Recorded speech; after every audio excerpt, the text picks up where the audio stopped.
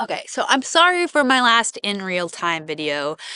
I promised to talk about my own festival experience, and I mostly just talked about Film Freeway and then spent like 30 seconds being like, oh yeah, and I got into a film festival.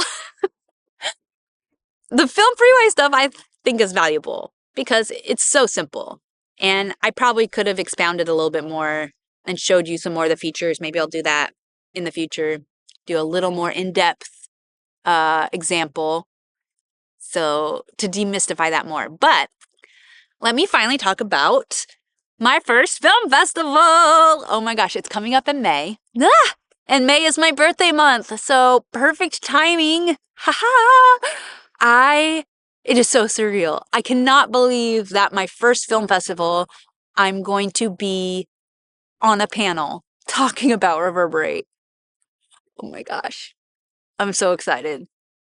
I would be lying if I didn't say that I had pictured this many, many, many times. Speaking on a panel, or maybe even speaking on a talk show. I'm an actor.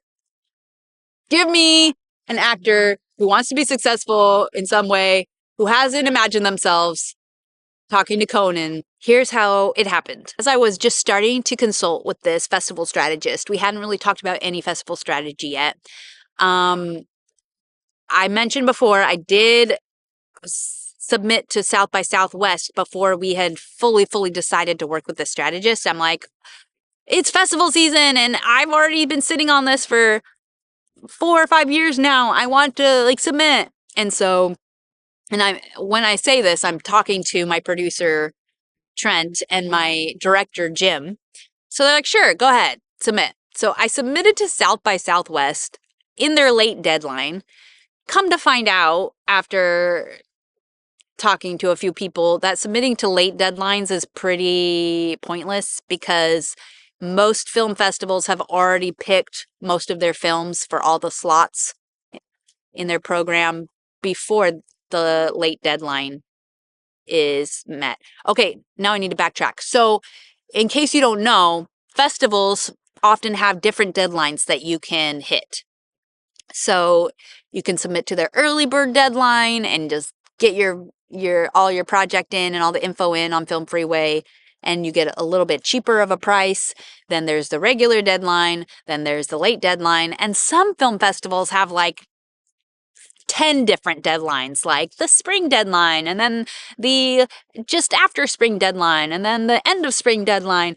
Apparently, submitting to the late deadline is pretty much a crapshoot because they've probably already made all their selections before then. So not stupidly, I didn't know yet. I ignorantly submitted to South by Southwest at their late deadline, paid like $85, and basically just shot my film off into the void. After that, my director was like, well, hey, I might be able to get some free vouchers for free submissions because if you submit to a film festival in a previous year, they often give you a discount code to submit the next year. And so he sent me a couple discount codes. So even though I had the rule of like, I want to mostly submit to film festivals that are either in the Pacific Northwest, where I currently am, or in Los Angeles, where my director and my producer are, so that one of us could attend, given, if we do get selected. But my director gave me these free vouchers, so if I'm able to submit for free, then I might as well, right? So I submitted to Block Island Film Festival, which is in Rhode Island. It's not even in Rhode Island. It's an actual island off of Rhode Island. And it was to their late deadline, too, I think. So that whole rule might be moot. Or maybe because he's an alumni and he had previously had a film in their festival, maybe that's why they noticed my film. Anyways, a few days later, I got a notice saying that not only had I been selected, Reverberate had been selected, we had been selected, but we'd been selected as a spotlight film, which I'm like, yeah, spotlight, cool. I know what a spotlight film means. I am learning all of this in real time. So I told Jim, and he's like, wow, a spotlight film. Cool. And I'm like, yeah, cool.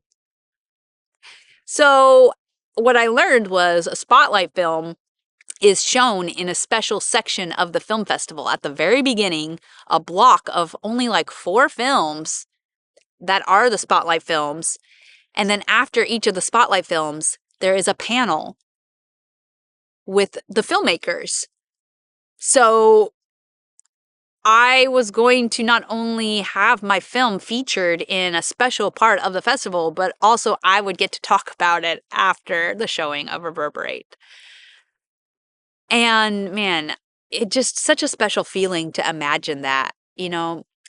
I don't think Block Island is like the biggest festival out there, but there are such great reviews about the community that shows up for it, and um it's it's a it's a well-respected festival, film festival. So the fact that our film got selected as a spotlight, that I will be spending my first film festival. Not only will I get to see my film on a big screen for the first time, but then I get up and talk to the audience about it afterwards. I mean, maybe I should write down a few things to like kind of keep me on track, or things that I want to make sure that I talk about. I kind of am just planning to speak from the heart. I don't know, is that smart? But I'm excited. The next step is figuring out my travel to get to Rhode Island, the exact other side of the country from where I am, and even further to an island off of Rhode Island. So I'm thinking like maybe scuba gear, could snorkel across, jet ski. I've always liked jet skis. Hang glide across from Rhode Island to Block Island? The costs to submit to these films with the fees, but then on top of it, if you get into one, then you have to scrounge up funds to actually get to them. Hence my rule that it be somewhere near to us. But you know what? I don't care. I don't care. I'm going to find a way to get there because it's my first film festival. I get to be on a panel and I get to see my film and see people's faces when they watch it for the first time my that aren't my film crew or my friends and family that love me. I get to see strangers watch my film for the first time. Whoa, that's going to be so crazy.